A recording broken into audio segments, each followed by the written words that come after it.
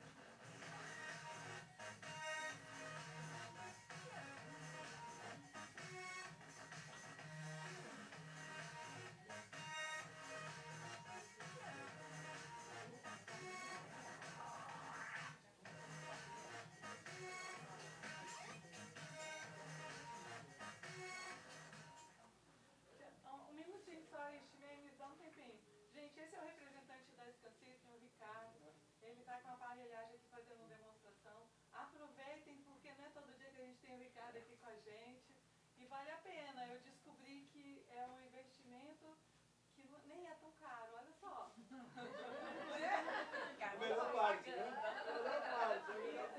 Eu já sei onde que eu vou trabalhar quando eu me aposentar. Eu posso ser Scansystem, né? Foi aprovado. Vai pro lado, Propaganda, então tá bom. Obrigado, viu, gente? Até mais. Até já.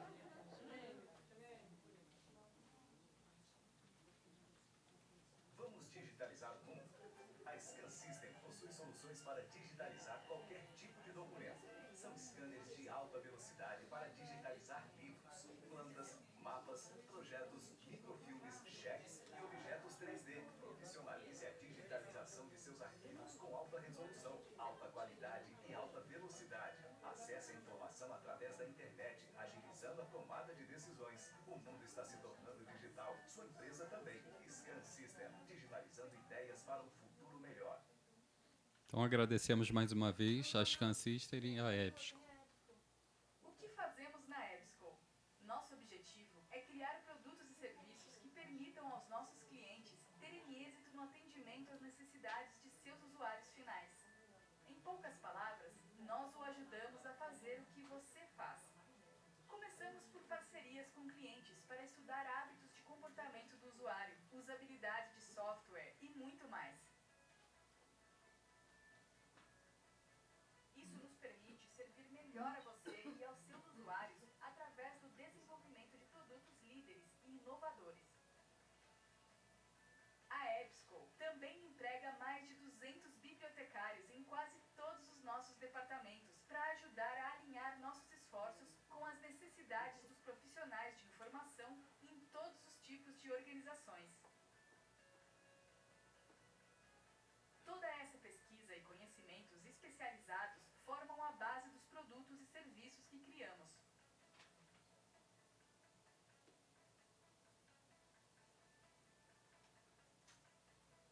Esses recursos foram criados para que você possa fornecer aos usuários o conteúdo de alta qualidade onde e como eles precisam. De nossa equipe de relações com editores a nossos especialistas em desenvolvimento de coleções, estamos sempre explorando novas maneiras de ajudar a maximizar o valor de sua coleção global. O melhor conteúdo deve ser também facilmente acessível para que todos os usuários possam se beneficiar dele. Nossos desenvolvedores de software... Gente, desculpa, realmente esse vídeo está com problema. Mas eu quero apresentar para vocês a Amy. E a Amy não tem problema nenhum, ela está aqui à disposição também para falar mais da EBSCO. A minha intenção é futuramente ter a minha fotinha ali naquela propaganda da EBSCO. Então, é isso. Peraí, vou bater uma foto aí. Scan e EBSCO são nossos queridinhos para sempre, patrocinadores, amigos da Redarte, tá? Bom evento. Obrigada, Dina. Boa tarde. Lembramos a todos que os certificados de participação serão emitidos eletronicamente para os e-mails que vocês cadastraram, tá? Num prazo de até 20 dias após o evento. Tá? Iniciando nossas apresentações, vamos receber a palestrante senhora Isabel Aires da Silva Maringelli, cuja palestra terá como tema Arquivos, Bibliotecas e Centros de Informação em Arte e o Cenário Internacional. A senhora Isabel Aires da Silva Maringelli é coordenadora da Biblioteca Walter Way e o Centro de Documentação e Memória da Pinacoteca de São Paulo, docente no curso de graduação de Biblioteconomia e Ciência da Informação da FESP São Paulo, mestre em Ciências da Informação pela Escola de Comunicações e Artes da Universidade de São Paulo, especialista em bens culturais, economia e gestão pela Escola de Economia de São Paulo e Fundação Getúlio Vargas, bacharelado em Biblioteconomia e Documentação pela Fundação Escola de Sociologia e Política de São Paulo, FESP São Paulo. Ampla experiência em biblioteca universitária, gestão de bibliotecas especializadas e arquivos. Senhora Isabel.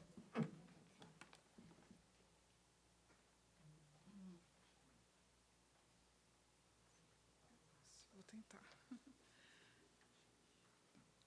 Bom dia a todos e a todas. Eu gostaria primeiramente de agradecer a organização do evento, a Redarte do Rio de Janeiro, e aos patrocinadores, e ao Instituto Cervantes também, que nos recebe, né, nesses dias tão especiais.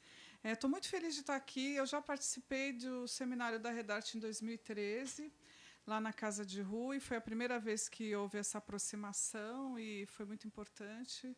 E parabenizo, realmente sou uma grande admiradora do trabalho de vocês, da paixão de vocês. Eu vou falar um pouco, então, de algumas relações documentais entre arquivo, biblioteca, centro de informação. Vou falar um pouquinho de museu também. Tá. Tem que ir devagar. Desculpa, gente. Bom, aqui eu já fui apresentada, mas só contar um pouquinho para vocês essa história, né? Eu trabalhei muito tempo em biblioteca universitária, e quando eu saí da biblioteca universitária, fui trabalhar em biblioteca de museu, e daí então se abriu um novo universo para mim. Eu já tinha uma afinidade com artes visuais, né, por motivação pessoal. E na biblioteca de museu, então, eu fiquei um tempo, e depois, em 2014, eu assumi também o arquivo, né, o arquivo institucional e arquivos pessoais que nós temos lá na Pinacoteca. E, enfim, então, esse é um pouco o trajeto que me levou a trabalhar com arte, com informação em arte. Hoje eu sou coordenadora. E, terminando o mestrado, eu fiz um mestrado na área de catalogação, né? Então eu dou aula de catalogação, eu sou professora da fichinha. Ainda, né? Espero que mudemos em breve, mas ainda tem esse conceito, né? E, enfim, esse é um pouquinho aí para vocês me conhecerem melhor. E o que eu vou falar, então, um pouquinho de documentação e arte, a partir da experiência da Pinacoteca, e depois vou falar um pouquinho da seção de bibliotecas de arte da IFLA. Eu vou deixar aqui esse objetivo para a gente pensar um pouco. Ontem, o Gustavo, né, da ONU, ele falou uma coisa que eu concordo muito com ele, que no sentido de que a agenda da ONU, em alguns objetivos, né, óbvio que outros ainda não são tão claros assim no dia a dia, mas a agenda da ONU, ela está no nosso dia a dia, né? Então, algumas ações a gente acaba fazendo e elas estão conectadas a esses objetivos, né? Então, o que eu trouxe hoje para comentar algumas ações da Pinacoteca é o objetivo 5, que é a igualdade de gênero. Claro que, assim, tudo isso pode ser potencializado, né? Eu acho que a agenda vem nesse sentido também. Trabalhar aí nas lacunas que ainda estão por serem abordadas, mas potencializar o que a gente já faz. Então, vou falar um pouquinho da Pinacoteca de São Paulo, porque a minha participação na IFLA ela começou a partir do momento que eu comecei a trabalhar numa biblioteca de arte e que eu tive um grande apoio institucional para participar da IFLA, né? A primeira IFLA que eu fui foi em 2012. Eu mandei um resumo de um trabalho, né, da Pinacoteca, foi aprovado. Então, eu caí de paraquedas, né, fui para a Finlândia, um país assim, totalmente diferente do nosso. E, a partir dali que eu entrei em contato, então, quando eu voltei, eu falei que eu gostaria de participar mais ativamente, eu gostaria de entrar no comitê, etc. E a Pinacoteca abraçou essa ideia, né? Na ocasião, o diretor Marcelo Araújo, ele apoiou. E, até hoje, todos os diretores têm apoiado, né? Se não financeiramente, que nem sempre é possível, mas, pelo menos, liberando tempo para que eu possa participar, né? Então, por isso que eu vou falar bastante um pouco da Pinacoteca também, para falar como que tudo isso aconteceu. Aqui eu trouxe algumas representações do feminino na arte. Essas obras são acervo da Pinacoteca. A Pinacoteca, então, é um museu que tem o foco em arte brasileira. Ele é o museu de arte mais antigo da cidade de São Paulo. Ele foi inaugurado em 1905. E aqui a gente tem 2 obras do Almeida Júnior, Oscar Pereira da Silva, são artistas bastante populares assim no nosso acervo, né? E também a Pinacoteca realiza exposições temporárias com acervos de outros museus e exposições internacionais também. Aqui eu já faço o convite, né?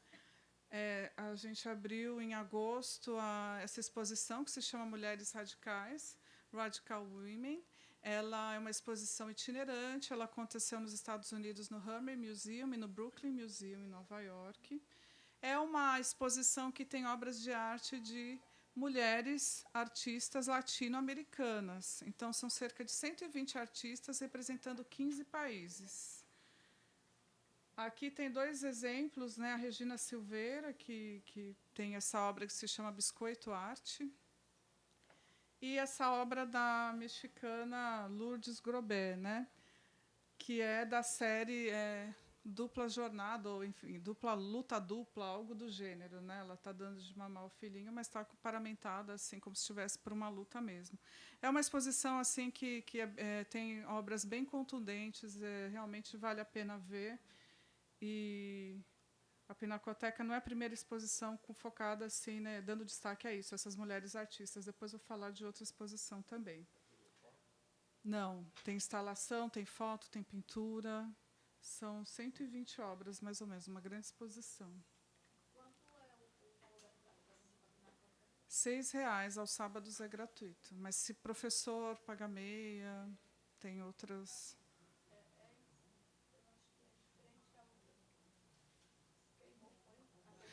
Então, aqui eu trouxe umas fotos só para situar quem não conhece. Aqui fica no Parque da Luz, a Pina Luz é o prédio principal. Essa exposição está ocorrendo neste prédio. E fica em frente ao Museu da Língua, né, que infelizmente também foi alvo aí de uma tragédia. Tem também a Pina Estação. A Pina Estação, que é o antigo DEOPS, onde eu fico, a biblioteca e o SEDOC ficam neste prédio, e também fica o Memorial da Resistência de São Paulo, que é um prédio, enfim, uma instituição museológica voltada para essa memória histórica do prédio, né, da ditadura, desse período aí do nosso país. Esse prédio, na verdade, funcionou como polícia política desde os anos 30, né, com Vargas. E a biblioteca e o SEDOC hoje ficam aí. A gente deseja que não por muito tempo, porque agora teremos um terceiro prédio, que é a Pina Contemporânea, né? Então, estamos caminhando aí para um terceiro prédio, onde a biblioteca e o SEDOC terão mais visibilidade, mais espaço. Aqui o que eu falei do Memorial da Resistência também vale a pena vocês conhecerem.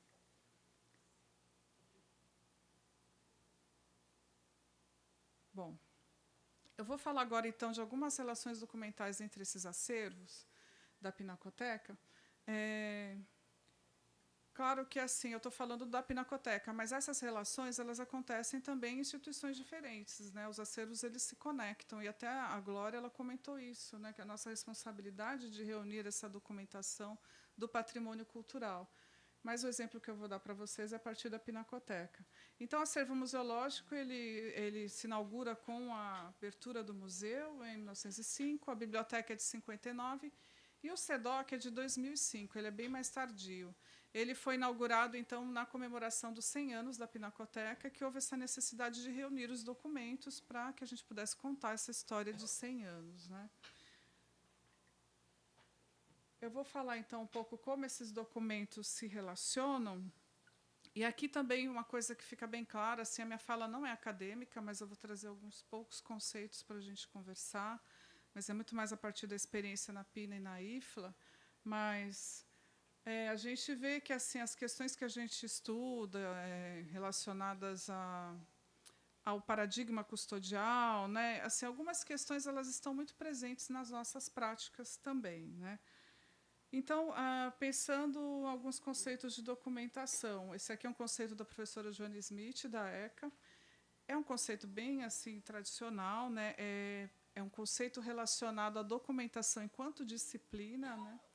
Então, a gente pensar a biblioteconomia, a documentação, a bibliografia como disciplinas independentes, mas que se relacionam. Então, a gente poderia falar que o objetivo é reunir, organizar, achar ou acessar, né? Então, quero que vocês tenham isso em mente à medida que eu vou prosseguindo aqui na minha fala. Tem também uma definição que é muito importante, que é a documentação em museus.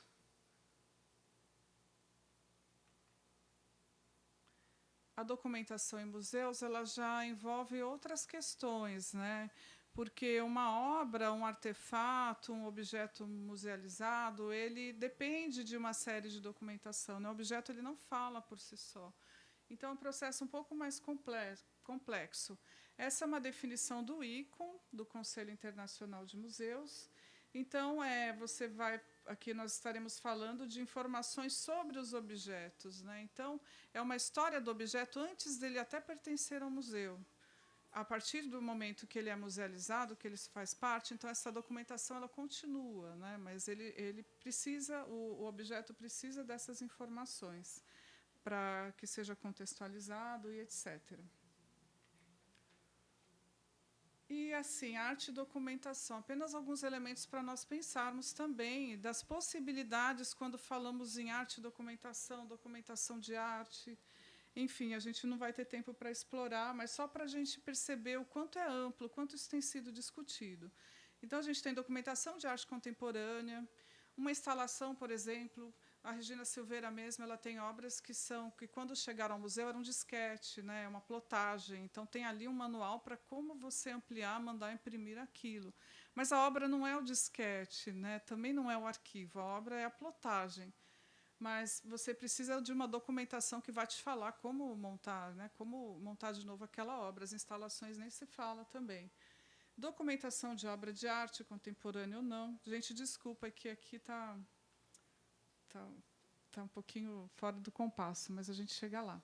Documentação sobre artistas também, documentação sobre eventos, documentação de processo artístico, de práticas artísticas.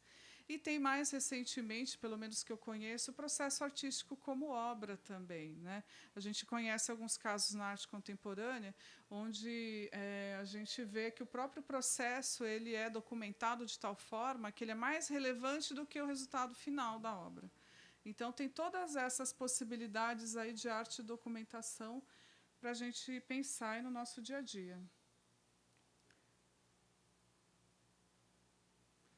Aí, também, eu não poderia... Eu trouxe uma definição que eu gosto muito, que é da professora Lena, que ela estava conosco aqui no evento, né, que é bem abrangente também, que o que seria, então, informação em arte? Bom, informação em arte... diz respeito ao estudo dos documentos sobre arte também, né? Aí os bibliográficos primários, secundários, desde o livro, artigo de periódico, bibliografia, estados da arte e outros suportes. E hoje museus na web e museus virtuais também, né? Então, a gente pensar os websites também como parte dessa documentação.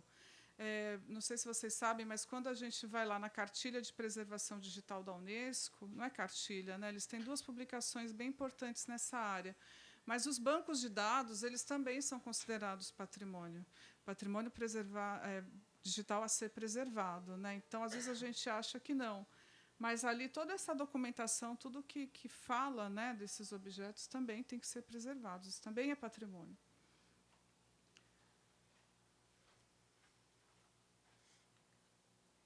E aí vou falar, então, de algumas relações documentais, né, que existem na Pinacoteca, mas também são encontradas em instituições diferentes e tem projetos bem bacanas a esse respeito, né? Quando, por exemplo, fundos de arquivos que são dispersos, né? Você consegue reuni-los por meio da documentação, quando estão em instituições diferentes.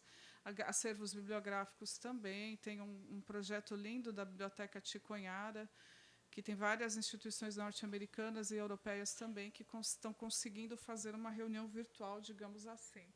Mas o importante é tornar essas relações claras para o nosso pesquisador, né? Então, primeira situação aqui, no arquivo, né? Então, o que nós temos no arquivo? Basicamente, documentos primários, né? Como a professora Lena, ali na citação dela, ela fala. Documento bibliográfico, mas primário também. Então, aqui é o exemplo de um convite de uma exposição da artista Lucy Cid Ferreira, que foi aluna do Lazar Segal, e teve essa exposição individual na Pinacoteca. E aí nós vamos ter os assuntos, os documentos relacionados a esse evento. Desde o convite até dossiê de exposição, cartas, documentação relacionada a empréstimo, documentação relacionada a restauro, indicadores, quantas pessoas visitaram essa exposição, quantas obras, curadores, textos de curador, boneco de catálogo. Então, são esses documentos que nós vamos ter no arquivo. No caso da biblioteca, o foco, claro, a gente vai falar, são documentos bibliográficos, mas não, né? Nós sabemos que a biblioteca ela sempre teve esse caráter de abrigar documentos independentes de sua tipologia, né? Então, como eu falei no começo, isso pode até parecer, a gente talvez esteja mesmo ainda falando de um paradigma muito focado no tipo de acervo, mas, de fato, essas relações documentais elas põem isso por terra, né? Estão colocando isso por terra. Mas na biblioteca, então, nosso foco não seria tanto um evento, né? Enfim, e toda a documentação gerada a partir daquele evento, como foi o caso do exemplo da exposição. A gente tem foco no artista, então nós colecionamos documentos relacionados àquele artista, né? Que vão contar um pouco da vida desse artista, então biografia, exposições, prêmios. Também temos a questão da contextualização do momento, né, de produção ou de exposição do artista, que aí vem com artigo de jornal, e, enfim, todas essas outras publicações. E também a obra. Então, a reprodução da obra, né? Pensa que lá no acervo museológico nós temos a obra, aqui na biblioteca a gente vai ter reprodução. Então, o escopo é mais amplo, né? Eu não estou falando só do acervo museológico. E aí a gente vai ter uma infinidade de documentos efêmeros para compor esse acervo aí. E, finalmente, no acervo museológico, o que a gente vai ter?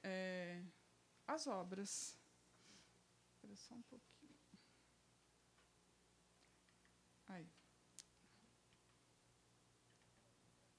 Tá. Bom, então, o que a gente vai ter? O que eu falei da documentação da obra, que são, desde antes, assim, a obra chega já com uma pastinha junto com ela, né, contando um pouquinho a história, até sobre a autoria, sobre aquisição, como que ela foi adquirida, a quem ela pertencia antes. Hoje, os estudos de proveniência estão bastante avançados assim, em alguns países. Empréstimo, as exposições que ela participou, os prêmios, autoria, fabricação também, que material que foi fabricado, porque isso vai dar embasamento a toda a questão da conservação, né? Se é uma obra em papel, ela pode ficar junto com uma obra numa madeira que você não conhece, que pode eventualmente ter algum tipo de contaminação. Então, assim, essas relações elas vão existir na medida em que a gente tem alguns pontos em comum, né? A gente está falando de obra de arte e de artista. Então, tanto a biblioteca, arquivo, museu, um precisa do outro, porque você precisa dessas informações. Se eu vou fazer uma catalogação dessa obra, eu preciso entender melhor, eu preciso conhecer mais artista e seus processos. Também eu vou eventualmente precisar de algum documento do arquivo, enfim. É muito difícil um pesquisador chegar na biblioteca e no SEDOC e não ir à biblioteca e ao SEDOC, porque os documentos se complementam.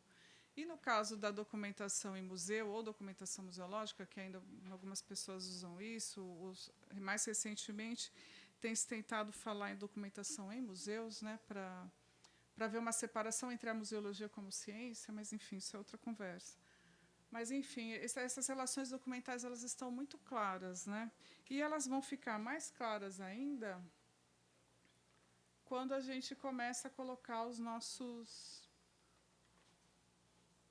acervos na internet, na web.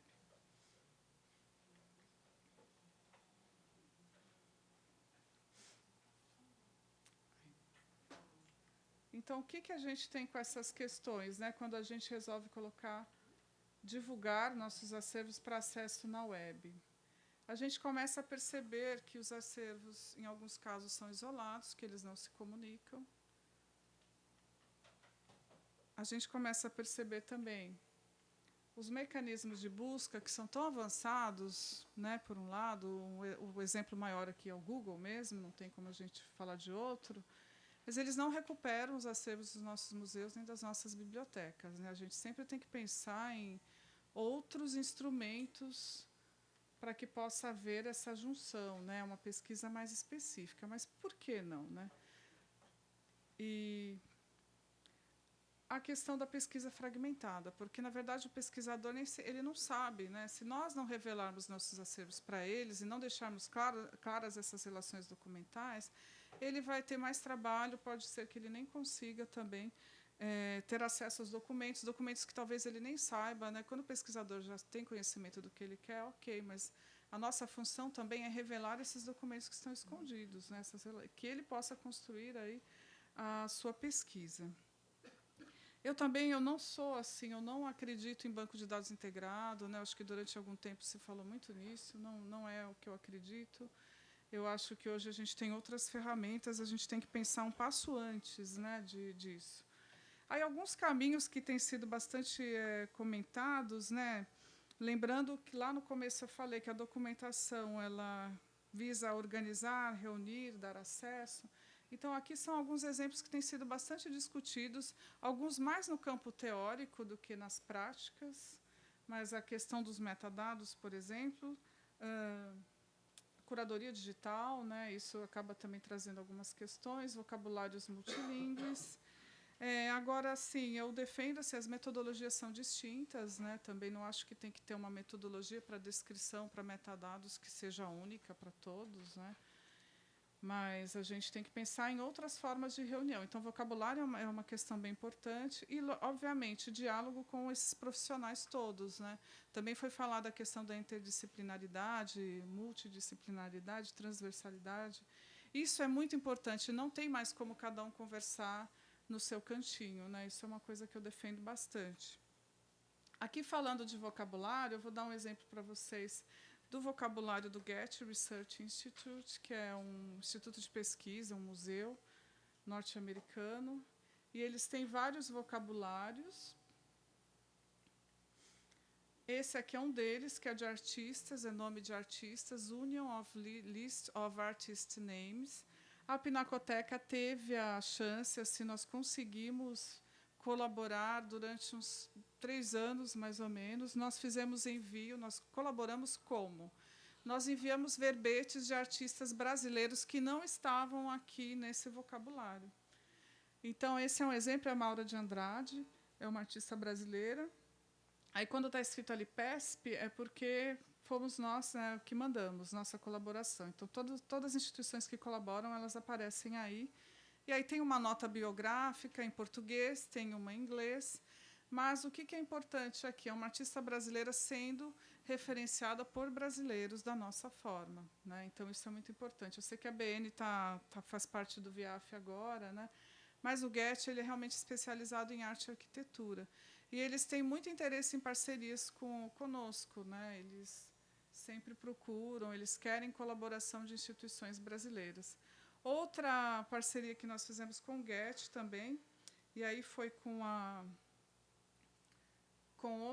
outros museus da secretaria, mas foi coordenado pela PINA, foi a tradução desse livro, dos vocabulários controlados, né? Então, independente da gente pensar em tecnologia, liquid open data, coisas que nem sempre são tão acessíveis no dia a dia, o vocabulário ele é do nosso dia a dia, nós fazemos indexação, né? Então, é uma via assim para conectar documento, né? Seja o nome, o termo e etc.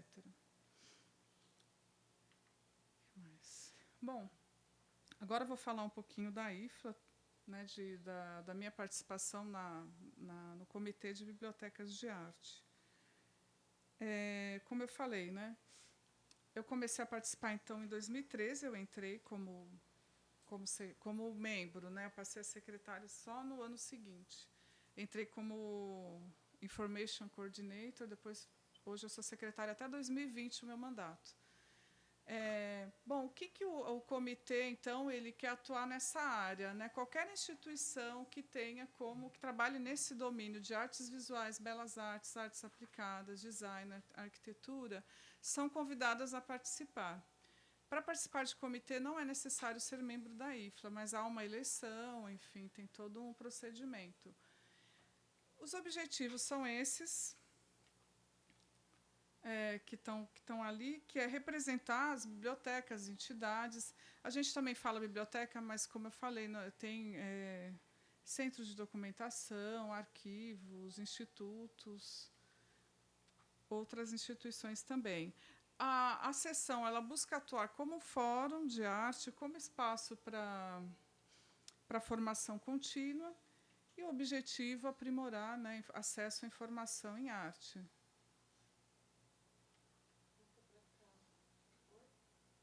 Não.